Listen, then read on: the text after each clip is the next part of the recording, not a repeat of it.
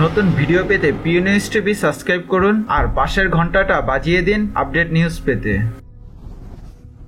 বিমান ছিনতাই চেষ্টাকারীর লাশ নেবে না বাবা। বিমান বাংলাদেশ এয়ারলাইন্সের ময়ূরপঙ্খী উড়োজাহাজ ছিনতাই চেষ্টার ঘটনায় নিহত মোহাম্মদ পলাশ আহমেদ লাশ নেবে না তার পরিবার। এ বিষয়ে সোমবার সকালে নিহতের বাবা পিয়ার জাহান বলেন, আমরা পলাশের লাশ নিতে যাব না, যদি প্রশাসনের পক্ষ থেকে দেওয়া হয় তাহলে গ্রহণ করব। তিনি বলেন, ঘটনার পর সোনারগাঁও থানা এক এসআই পলাশের ছবি দেখিয়ে পরিচয় নিশ্চিত হয়ে গেছেন। এছাড়া এই বিষয়ে প্রশাসনের পক্ষ থেকে আমাদের সঙ্গে আর কোনো ধরনের যোগাযোগ করা হয়নি।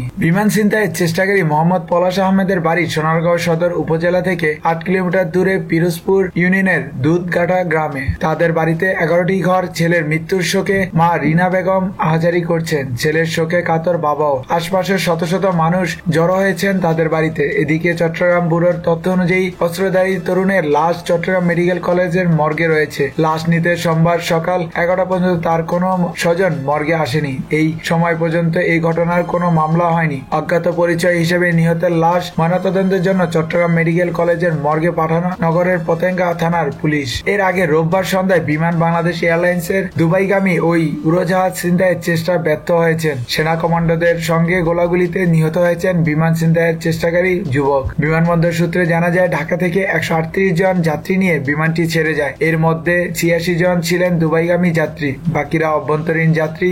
তাদের চট্টগ্রামে নামার কথা ছিল। বিমানটি যাত্রী বহনের ক্ষমতা 162 জন। রোববার রাত 8টার দিকে সংবাদ সম্মেলনে বেসামরিক বিমান চলাচল কর্তৃপক্ষের চেয়ারম্যান এম নাইম হাসান জানান, বিমান ছিনতাইয়ের চেষ্টাকারীকে জখম অবস্থায় আটক করা হয়েছে। এর 1.5 ঘন্টা পর আরেক সংবাদ সম্মেলনে এসে সেনাবাহিনীর চট্টগ্রাম অঞ্চলে সিওসি major general S M Matiur Rahman জানান, আহত ওই ব্যক্তি মারা গেছেন। তার নাম মেহেদি। নাম ছাড়া মারা যাওয়ায় ওই যুবক সম্পর্কে আর কিছুই এখনো জানা যায়নি। ওই যুবকের কাছ থেকে একটি অস্ত্র উদ্ধার করা হয়েছে। তার শরীরে বিস্ফোরক জাতীয় কিছু জড়ানো ছিল, কিন্তু তাতে বিস্ফোরক ছিল কিনা তা তদন্তে বেরিয়ে আসবে। ভিডিওটি ভালো লাগলে লাইক, কমেন্টস এবং শেয়ার করুন। আর এইরকম আরো আপডেট ভিডিও পেতে আমাদের পিউ নিউজ টিভি সাবস্ক্রাইব করুন। পিউ নিউজ টিভির সাথেই থাকুন। ভালো থাকবেন, সুস্থ থাকবেন। আল্লাহ হাফেজ। ধন্যবাদ।